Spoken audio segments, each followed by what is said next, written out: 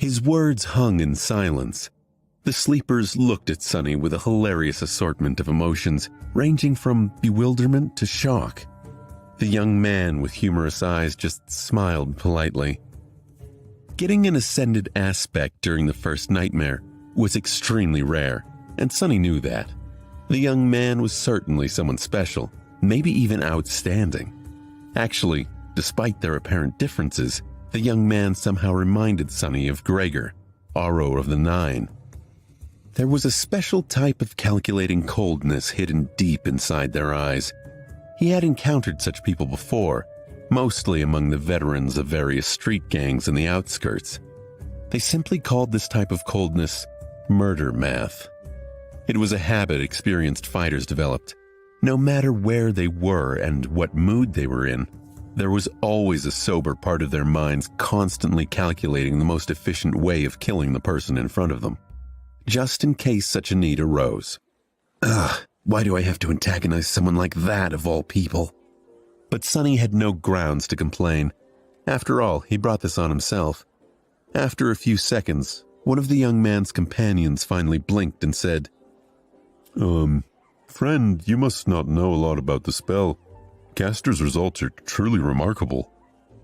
Then, with a furtive glance at the remarkable caster, he added, He is a legacy after all. An actual living and breathing descendant of an awakened clan. Sonny reevaluated his opinion of the humorous young man. Legacies were known to be trained for their eventual entrance into the spell from the moment they could walk. For them, being infected was a certainty instead of a possibility. They were extremely formidable people. Just great, he thought bitterly and made his frown deepen. Is that some kind of joke? You call this remarkable? The bewilderment in the eyes of these sleepers was slowly being replaced by hostility. Listen, friend, if you don't think an ascended aspect is remarkable, then please share with us your own amazing results. What, pray tell, was your appraisal? Caster himself was still keeping quiet and smiling. However, his defenders grew restless. This was exactly what Sonny wanted to happen. He smiled with utter contempt. I would let you know. My appraisal was, it was glorious. Yes, glorious. And the aspect I acquired was of the divine rank. After that, he received a number of strange looks. No one had ever received a divine aspect before, so, of course, they were starting to think that he was a liar. But there was still a sliver of doubt.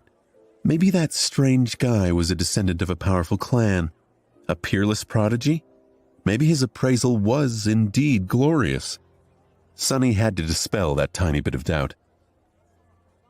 Mind you, I'm not some lofty legacy. I'm from the outskirts.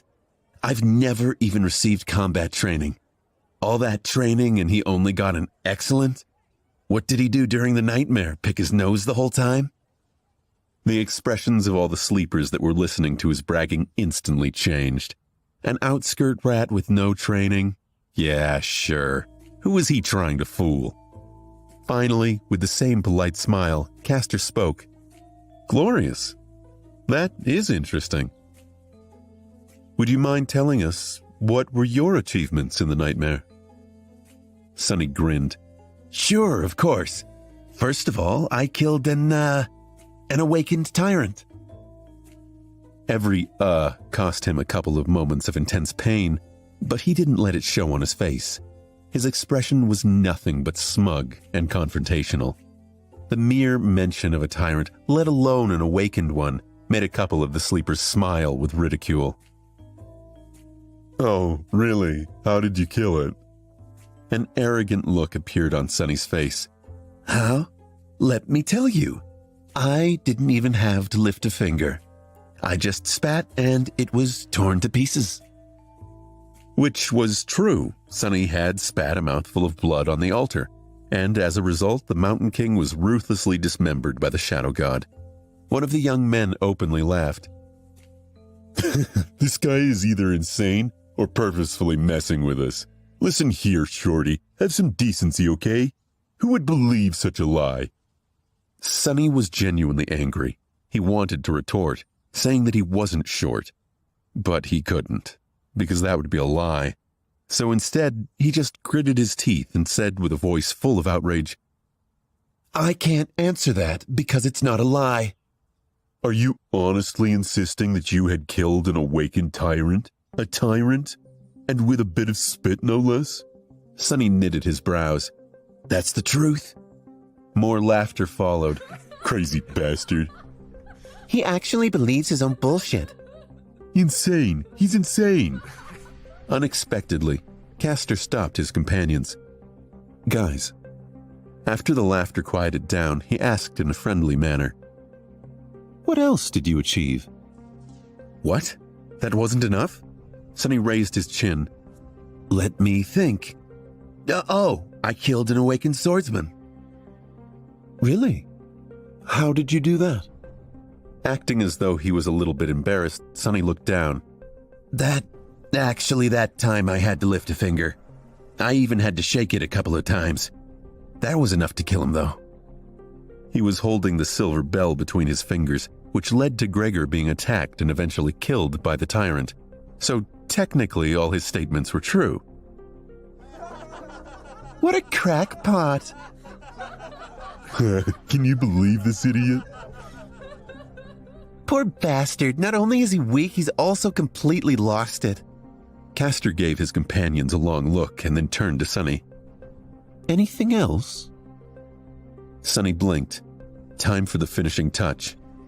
"Something else. Well, I communicated with a bunch of gods, even though they were all dead. I made one of them wake up. He gave me a blessing. I was blessed by a god." The sleepers were silently shaking their heads or looking at him with pity. Castor sighed. "I see. Well, in comparison to your achievements, mine do look rather average.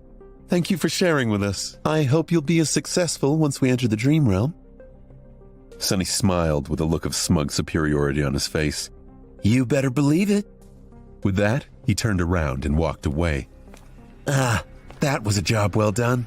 He was pretty sure that after this performance, no one would ever believe that he actually had some kind of a powerful aspect or did anything worthy of notice during the nightmare. He only told them the truth, and yet managed to make everyone believe he was completely insane and spewing lies. And it felt amazing. It was a massive relief. What did they think of him now? They thought he was weak, grew up without any education in the outskirts, and had no training. More than that, he was apparently either insane or incredibly stupid, and his temper was terrible. They must have thought he was a truly pathetic and pitiful fellow. Now, whenever he was asked about his aspect, he could just honestly say that it was of the divine rank, and be laughed at. People would rather believe that the spell had ceased to exist than that he was somehow noteworthy. He could even scream about his accomplishments from the rooftops, and no one would believe him. Subsequently, no one would ever suspect that he had a true name. Just you wait. One day, I'll be the one laughing. As Sonny was walking away, he heard one of the sleepers talking to Castor. "Why didn't you put that lunatic in his place? He was so full of shit." After a short pause, Castor answered. His voice sounded low and mellow. "Poor kid must have lost his mind in the nightmare. It happens often. He'll probably die soon. Being kind is the least I can do." The corner of Sonny's mouth twitched. What a nice guy. He knew that Castor's words were based on a false assumption, but for some reason, he felt a cold chill running up his spine.